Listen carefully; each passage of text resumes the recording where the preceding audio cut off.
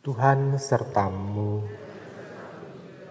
Inilah Injil Yesus Kristus menurut Santo Matius. Dimuliakan. Pada waktu itu Yesus bersabda kepada murid-muridnya, "Ingatlah, jangan kamu melakukan kewajiban agamamu di hadapan orang supaya dilihat mereka. Karena jika demikian, kamu tidak beroleh upah dari Bapamu yang di surga. Jadi, apabila engkau memberi sedekah, janganlah engkau mencanangkan hal itu seperti yang dilakukan orang-orang munafik di rumah-rumah ibadah dan di lorong-lorong supaya mereka dipuji. Aku berkata kepadamu, sesungguhnya mereka sudah mendapatkan upahnya. Tetapi jika engkau memberi sedekah, janganlah diketahui tangan kirimu apa yang diperbuat tangan kananmu. Hendaklah sedekahmu itu diberikan dengan tersembunyi, maka Bapamu yang melihat yang tersembunyi akan membalasnya kepadamu. Dan apabila kamu berpuasa, janganlah muram mukamu seperti orang munafik. Mereka mengubah air mukanya supaya orang melihat bahwa mereka sedang berpuasa. Aku berkata kepadamu, sesungguhnya mereka sudah mendapatkan upahnya.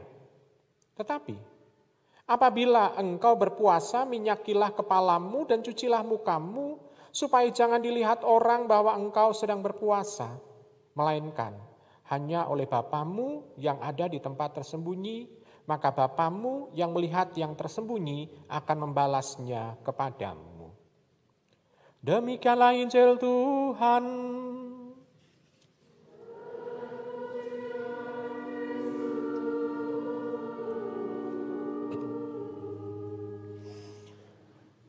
Ibu, Bapak, Saudari, Saudara yang terkasih, kesulitan kalau ada offline dan online, itu khotbah yang tadi pagi sudah didengarkan oleh orang.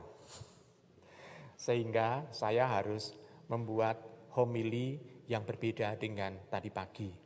Tetapi tidak berbeda jauh, tetapi saling melengkapi satu sama lain. Ibu, Bapak, Saudara-saudara terkasih, hari ini Rabu Abu karena kita menggunakan simbol abu sebagai tanda kita memulai untuk puasa, sebagai tanda bahwa kita bertobat. Nah, cara sekarang bertobatnya itu bagaimana? Ini yang mau kita renungkan. Abu, memang selain tanda pertobatan juga tulisannya ABU. Jadi aku berikan uangku, yaitu dengan derma. Itu latihannya salah satunya. Jadi aku berikan uangku, ini kan derma. Salah satu latihannya. Latihan yang kedua adalah apapun itu bukan untukku, ini adalah tanda puasa atau mati raga. Jadi apapun bukan untukku. Artinya kita bukan sebagai orang yang egois, serba mau memiliki. Jadi ini tanda atau latihan yang kedua sebagai wujud pertobatan kita. Lalu kita melihat bahwa yang pertama tadi, aku berikan uangku dan apapun bukan untukku adalah sesuatu yang sulit. Maka perlu latihan yang ketiga, yaitu aku butuh uluranmu. Mu-nya itu besar, yaitu aku butuh uluranmu. Maksudnya adalah butuh bantuan Tuhan. Kita berdoa. Berarti kita melihat latihan dalam dimulai dengan Rabu Abu ini, kita bisa memulai dengan 3 hal, yaitu derma, puasa, dan doa. Nah, di situ kita bisa melihat ada sesuatu perubahan sikap batin. Sebetulnya dari singkatan tadi itu merupakan sikap batin. Sedangkan derma, puasa, doa ini adalah sesuatu yang sikap yang kita lakukan, tindakan yang kita lakukan. Tetapi sikap batin ini itu harus ada di dalam diri kita. Ada wujud yang tampak yang bisa dirasakan oleh mereka yang dekat dengan kita. Maka kita mencoba untuk membuat tobat kita ini tidak hanya melulu demi keselamatan kita. Karena kita bukan umat yang egois, tetapi kita umat yang menjemaat. Berarti harus juga dirasakan oleh semua orang. Kita harus bersama-sama dengan semua orang. Bahwa kita harus menggunakan ABU tadi. Ini sesuatu yang harus kita lakukan.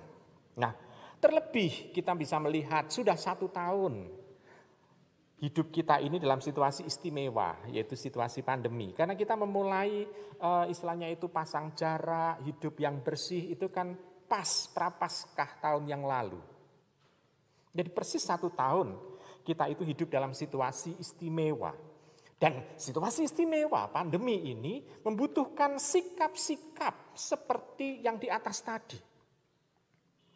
Nah, Ibu Bapak, kalau kita belajar coba dalam 1 tahun ini, dalam masa pandemi ini, sikap dan tindakan kita ditentukan dengan 3M tadi itu, mencuci, lalu masang jarak, segala macam itu, dan hidup bersih.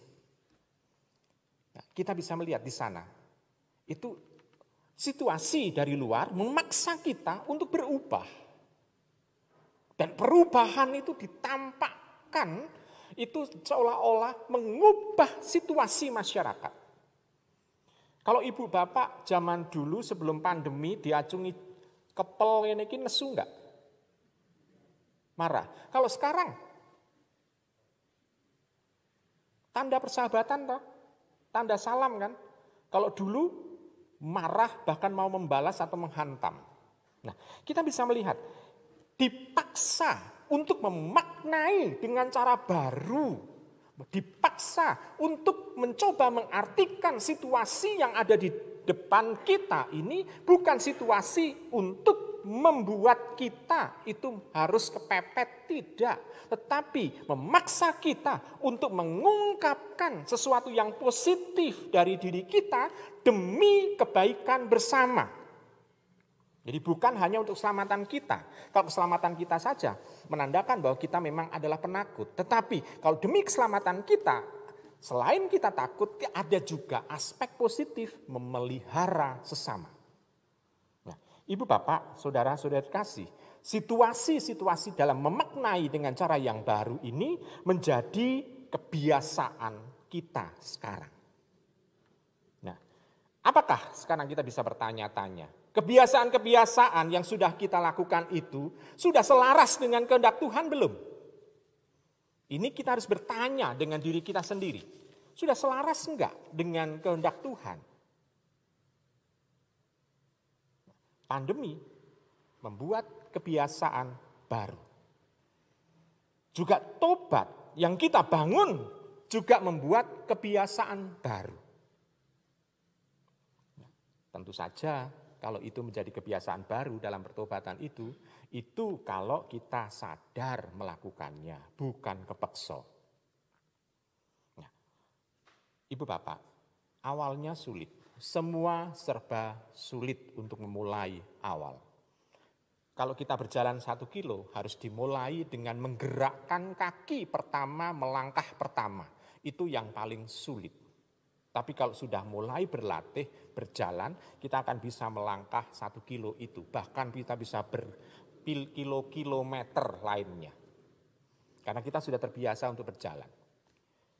Kebiasaan yang kita melihat di masa pandemi ini, jarang orang bersepeda. Sebelum pandemi ya, tapi masa pandemi banyak orang bersepeda. Awalnya sulit, tetapi ya kita bisa melihat orang bisa membeli sepeda mahal tetapi lupa membeli otak juga. Karena seringkali serampangan di tengah jalan juga. Nah, Ibu Bapak, Saudara terkasih. Nah, yang sulit itu harus kita lakukan untuk memulai kebiasaan baru. Nah, apalagi sekarang tobat ini diarahkan oleh Bapak Uskup untuk mengarah ke tema APP kita, yakni bertumbuh dalam Kristus dan berbuah dalam hidup. Sesuatu yang sama. Maka kalau kita mencoba untuk memulai habit yang baru, kebiasaan yang baru, apakah selaras dengan situasi bahwa kita ini juga sedang bertumbuh bersama dengan Kristus atau juga di dalam Kristus itu dan akhirnya juga berbuah di dalam hidup. Artinya bisa dirasakan oleh semua orang yang hidup bersama dengan kita. Sehingga hidup ini bukan sekedar hidup, tetapi hidup yang mempunyai makna dan manfaat dalam kehidupan bermasyarakat. Maka puasa, mati raga, derma, dan juga doa ini menjadi latihan bagi diri kita untuk bisa menumbuhkan supaya Kristus yang sudah kita terima betul-betul bisa menguasai diri kita. Ibu bapak, saudara-saudari yang terkasih, kita bisa melihat selama misa online yang dirindukan oleh umat itu apa? Komuni, betul nggih? Betul komuni. Komuni, Anda menyadari bahwa dalam komuni itu Anda bersatu dengan siapa? Dengan Kristus. Selama Anda bersatu dengan Kristus, apakah Anda membiarkan Kristus itu juga menghidupi kita, mengarahkan kita, mengajak kita melakukan kebaikan juga? Seringkali Kristus kita butuhkan, tetapi kalau disuruh untuk membagikan Kristus kepada orang lain, tanda tanya besar.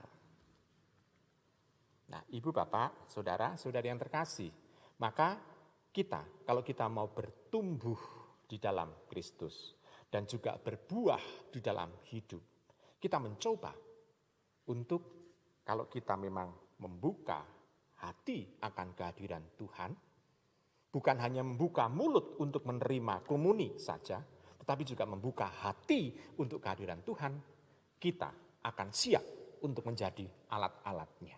Nah, selama 40 hari dalam masa APP ini adalah alat atau sarana atau latihan atau wahana di mana kita mau mencoba untuk menempa diri bisa sesuai dengan kehendak Tuhan.